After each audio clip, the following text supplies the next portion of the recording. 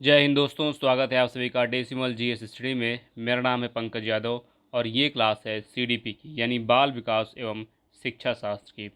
आज की क्लास में हम लोग सीडीपी के 30 क्वेश्चन देखेंगे। ठीक है, ये जो सीडीपी है ये सीटेट 2024 के लिए इम्पोर्टेंट है।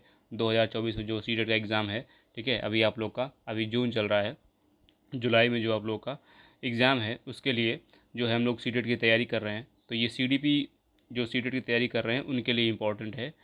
और भी अगर आप टीचिंग से रिलेटेड कोई आपका जो है एग्ज़ाम है जिसमें सीडीपी आनी है, उसके लिए भी ये इम्पोर्टेंट होगा। ठीक है, तो चलिए शुरू करते हैं आज की क्लास। उससे पहले अगर आप हमारे चैनल पर नए हैं तो चैनल को सब्सक्राइब ज़रूर करिए। ठीक है, वीडियो अगर आपको पसंद आती है तो वीडियो को लाइक कीजिए, इतना काम आप कीजिए। और वीडियो अपने दोस्तों के साथ, अपने भाई बहन के साथ शेयर ज़रूर करिए। ठीक है, और ये पीडीएफ जो दिख रही है आपको क्लास के बाद, ये पीडीएफ आपको हमारे टेलीग्राम चैनल जिसका नाम है डेसिमल डेसिमल 004, ठीक है, डेसिमल 004 पर आपको जो है ये पीडीएफ मिल जाएगी। तो ये पीडीएफ जा कर के आप टेलीग्राम चैनल से डाउनलोड कर लीजिएगा। ठीक है, फिर से बता दे रहा हूँ क्या है टेलीग्राम का जो है आईडी, डेसिमल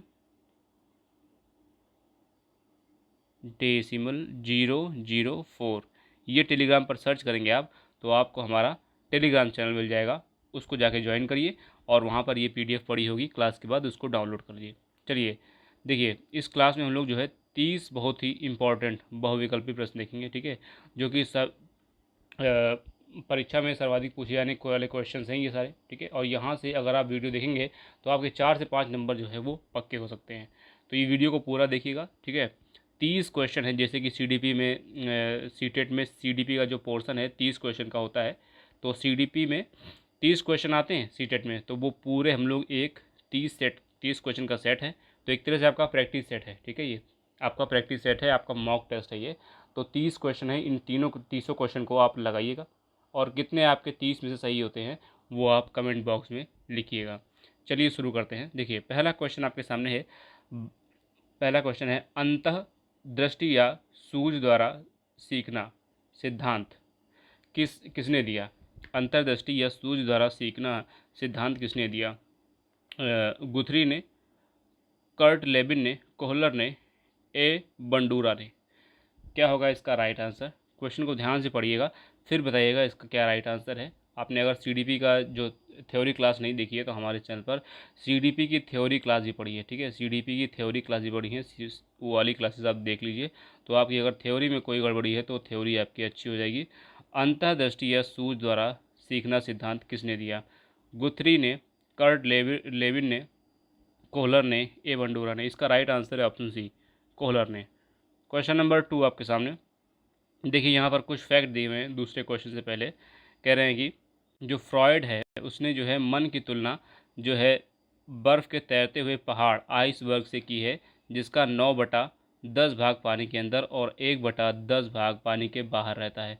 पानी के अंदर वाला भाग चेतना होता है तथा पानी के बाहर वाला भाग पानी के अंदर वाला भाग अचेतन होता है और पानी के बाहर वाला भाग चेतन होता है। ठीक है, पानी की ऊपरी सतह से स्पर्श करने वाला भाग अर्धचेतन कहलाता है। तो इस चीज़ को ध्यान रखिएगा कि जो फ्रॉयड फ्रॉयड महोदय थे उन्होंने क्या किया था, उन्होंने बताया कि जो मन है, ठीक है, मन की तुलना तैरते हुए आइसबर्ग से की है, जिसका जो है एक 1/10 भाग पानी के ऊपर है और 9/10 भाग पानी के भीतर है। ठीक है, तो इस तरह से उसने माइंड की तुलना करी थी। और जो पानी के अंदर वाला भाग है उसको अचेतन कहा जाता है। ठीक है, अचेतन कहा जाता है और पानी के बाहर वाला भाग चेतन होता है, मतलब कि ये चेतना होती है। ठीक है, अर्धचेतन जो है वो जो पानी की ऊपरी सतह से स्पर्श करने वाला भाग होता है अर्धचेतन। क्वेश्चन नंबर 2 आपके सामने है। वह अवस्था वह अवस्था जब बालक अपने अभिभावकों के साथ कम आनंदित होता है, संबंधित है उसके सामाजिक विकास से, मानसिक विकास से, शारीरिक विकास से या भाषा विकास से। क्या होगा इसका राइट आंसर? क्वेश्चन को ध्यान से पढ़िए और बताइए इसका राइट आंसर क्या होगा। ठीक है, क्वेश्चन को ध्यान से पढ़िए और बताइए इसका राइट आंसर क्या होगा। सामाजिक विकास, मानसिक विकास, शारीरिक विकास, भाषा विकास किससे संबंधित है?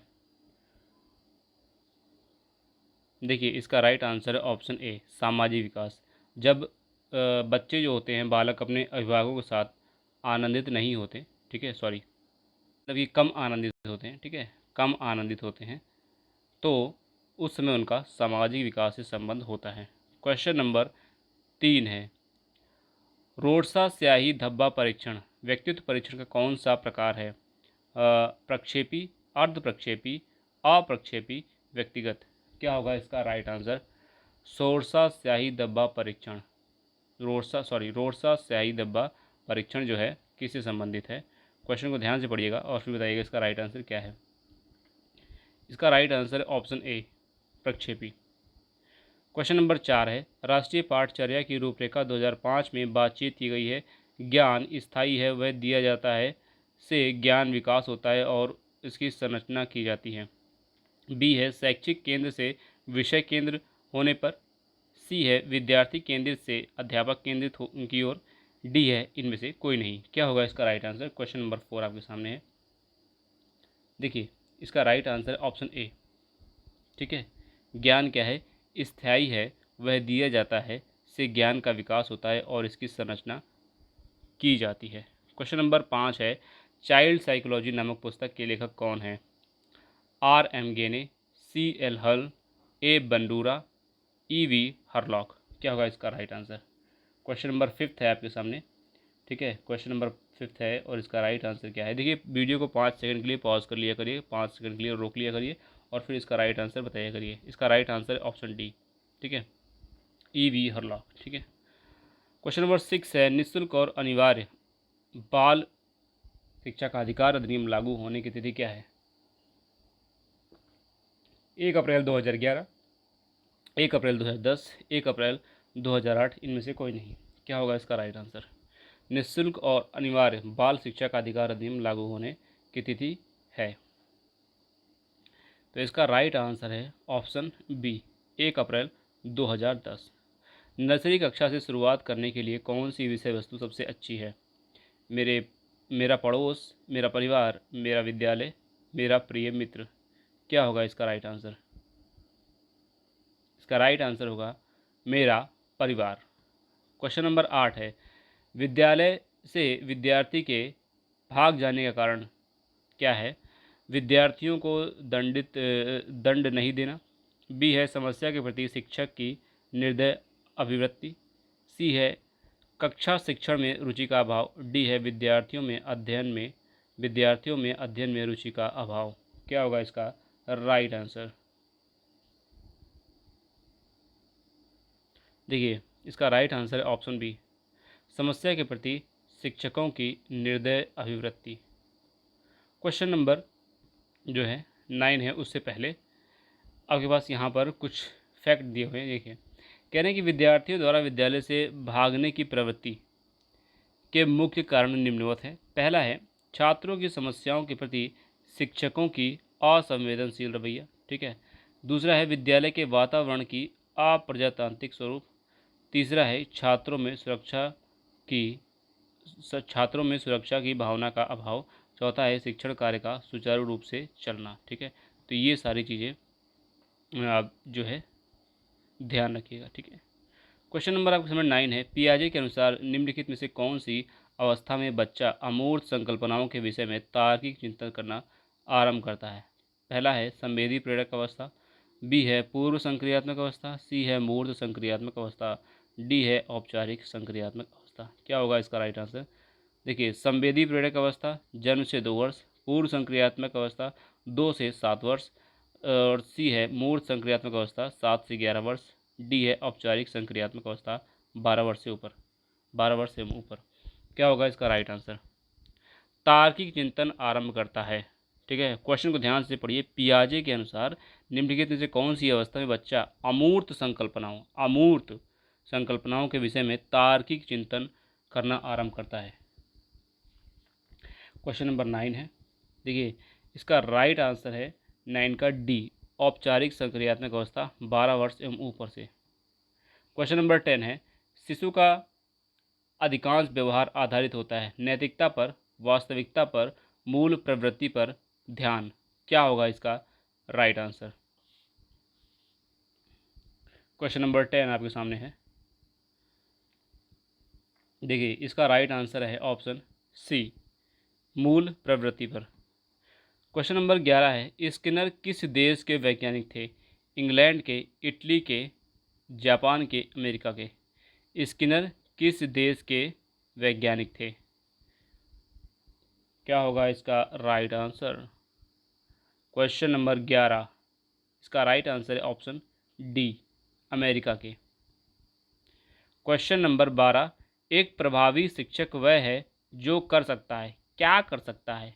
कक्षा पर नियंत्रण, विद्यार्थियों को सीखने के लिए अभिप्रेरित करना, सी है दत्तवार को ध्यानपूर्वक जांचना, सॉरी यहाँ पे दत्तवार नहीं, दत्त कार्य होगा, ठीक है, दत्त कार्य होगा, दत्त कार्य मतलब होमवर्क, दत्तवार लिख गया, टाइपिंग मिस्टेक हुई है, ठीक है। दत्त कार्य को ध्यानपूर्वक जांचना, सी है कम समय में अधिक सूचना देना। क्या होगा इसका राइट आंसर? प्रभावी शिक्षक कौन है? प्रभावी शिक्षक कौन है? अब आप टीचर हैं तो आपके अंदर क्या गुण होना चाहिए? क्या आप सोचते हैं कि कैसा प्रभावी शिक्षक बनना है आपको? बताइए। इसका राइट आंसर है ऑप्शन बी, विद्यार्थियों को सीखने के लिए अभिप्रेरित करना, बच्चों को सीखने के लिए जो है मोटिवेट करना या फिर उनको दिशा दिखाना। ऐसा शिक्षक जो होगा वो प्रभावी शिक्षक होगा, ठीक है। क्वेश्चन नंबर 13, नैतिक विकास की 6 अवस्था के सिद्धांत का प्रतिपादन किसने किया? फ्रॉयड ने, जीन पियाजे, लॉरेंस कोहलबर्ग, सीयर्स? किसने किया नैतिक विकास की 6 अवस्था? क्वेश्चन नंबर 13, इसका right answer option C, Lawrence Kohlberg. Question number 14 थोड़ा सा बड़ा है, इसका फॉन्ट भी थोड़ा छोटा है, ध्यान से पढ़िएगा। देखिए, कक्षा में विद्यार्थियों के वैयक्तिक विभेद, पहला विकल्प है लाभकारी हैं क्योंकि ये विद्यार्थियों की संज्ञानात्मक संरचनाओं को खोजने में अध्यापकों को प्रवृत्त करते हैं। बी है हानिकारक हैं, मतलब वैयक्तिक विभेद जो है हानिकारक हैं क्योंकि इनसे विद्यार्थियों में परस्पर द्वंद्व उत्पन्न होता है। सी है लाभकारी नहीं है क्योंकि अध्यापकों को वैविध्यपूर्ण कक्षा को नियंत्रित करने की आवश्यकता है। डी है अनुपयुक्त हैं क्योंकि ये सर्वाधिक मंद विद्यार्थियों के स्तर पर पाठ्यचर्या के स्थानांतरण की गति को कम करते हैं। क्वेश्चन नंबर 14 है, इस तरह के क्वेश्चन जब ऑनलाइन एग्ज़ाम होता था ना तो काफ़ी बड़े बड़े क्वेश्चन आ रहे थे, ठीक है। अभी क्वेश्चंस जो है ठीक ठाक आएंगे। देखिए क्या होगा इसका राइट आंसर? क्वेश्चन नंबर 14 क्या है इसका राइट आंसर? देखिए इसका राइट आंसर है 14 का ए, लाभकारी हैं। विद्यार्थियों में वैयक्तिक विभेद लाभकारी हैं क्योंकि ये विद्यार्थियों की संज्ञानात्मक संरचनाओं को खोजने में अध्यापकों को प्रवृत्त करते हैं, ठीक है। तो वैयक्तिक विभेद जो है वो लाभकारी होते हैं, इस चीज़ को ध्यान रखिएगा। क्वेश्चन नंबर 15, भाषा अबोधन से संबद्ध विकार है? पाठन वैकल्य, चालाघात, भाषाघात, वाक संबंध रोग? आप लोगों को साउंड आ रहा होगा सीटी ऐसे का ना, कीड़े कुछ चिल्ला रहे हैं तो उनको इग्नोर करिएगा, ठीक है। तो ये क्वेश्चन नंबर 15 आपके सामने है, क्या होगा इसका राइट आंसर? क्वेश्चन नंबर 15 इसका राइट आंसर क्या होगा? इसका राइट आंसर है ऑप्शन सी, भाषा घात। क्वेश्चन नंबर 16, उससे पहले थोड़ा सा यहाँ पे नोट दिया हुआ है, कह रहे हैं कि भाषा अवबोधन से संबद्ध विकार है भाषाघात। भाषाघात जिसको एफेजिया बोलते हैं, मस्तिष्क का विकार है। मस्तिष्क का एक ऐसा विकार है जिसमें व्यक्ति बोलने लिखने तथा बोले और लिखे हुए शब्दों को समझने या प्रकट करने में अनियमितता, अस्पष्टता, स्थायी विकार उत्पन्न हो जाती है, ठीक है। तो इस चीज़ को ध्यान रखिएगा। PDF डाउनलोड कर लीजिएगा, ठीक है। टेलीग्राम चैनल है डेसिमल 004, ठीक है, डेसिमल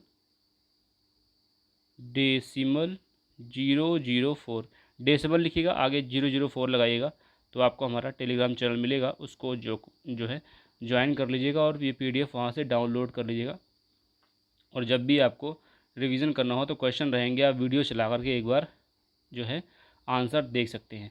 क्वेश्चन नंबर 16 है, 14 वर्षीय राधिका अपने आप में पृथक स्वनियंत्रित व्यक्ति की भावना को विकसित करने का प्रयास कर रही है।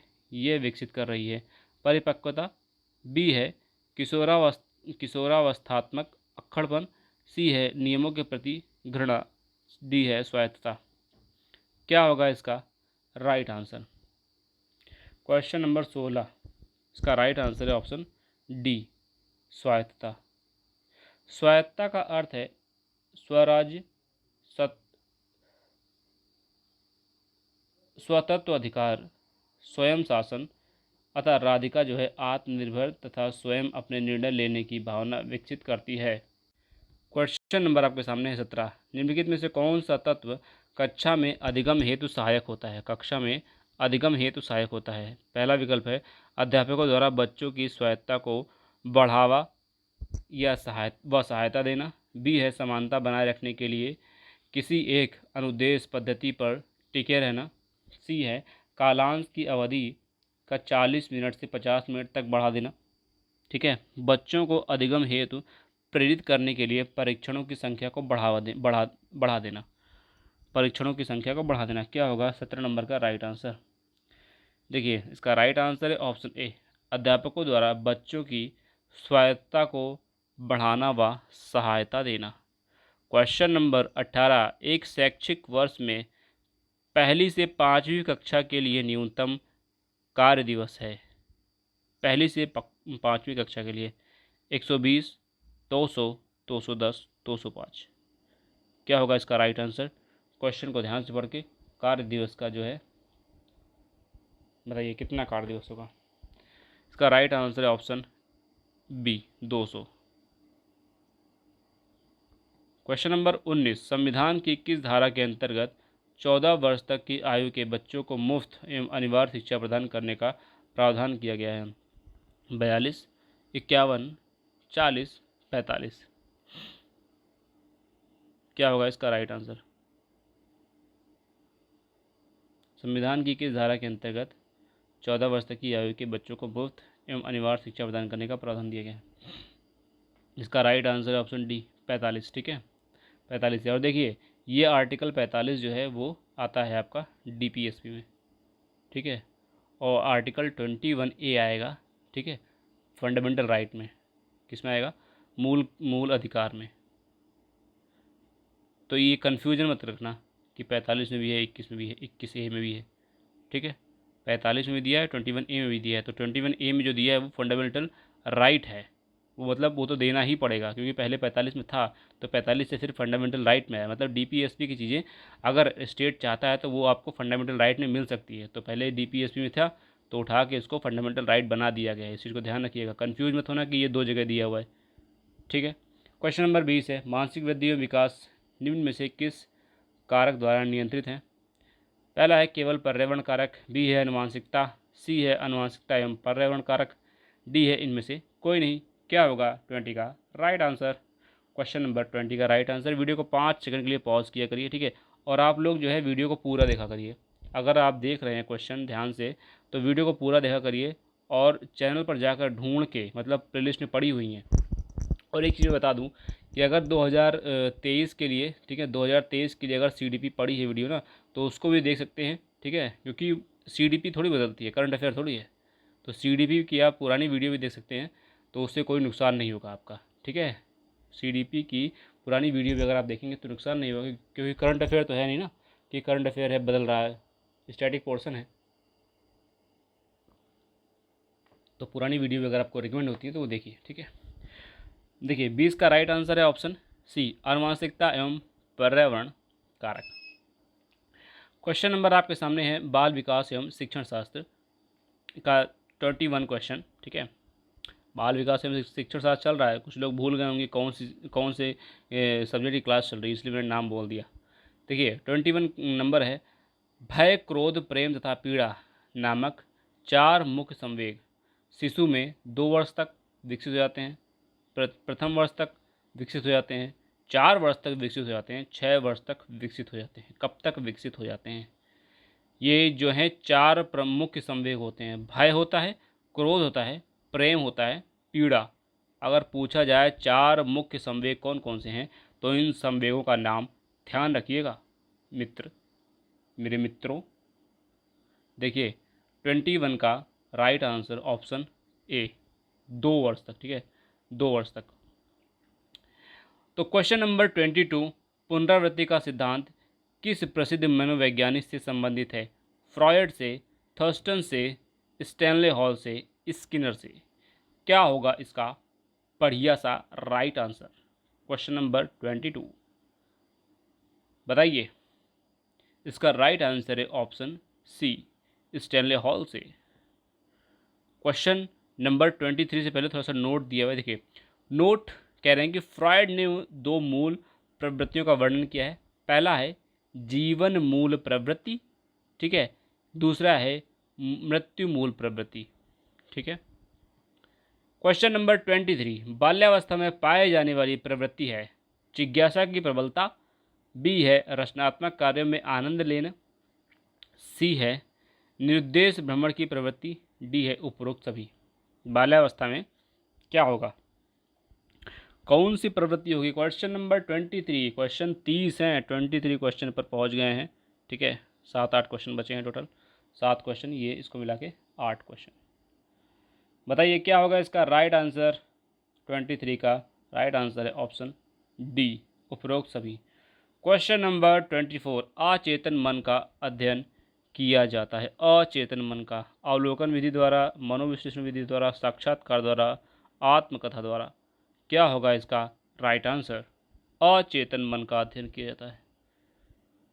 बताइए 24 का राइट आंसर क्या होगा?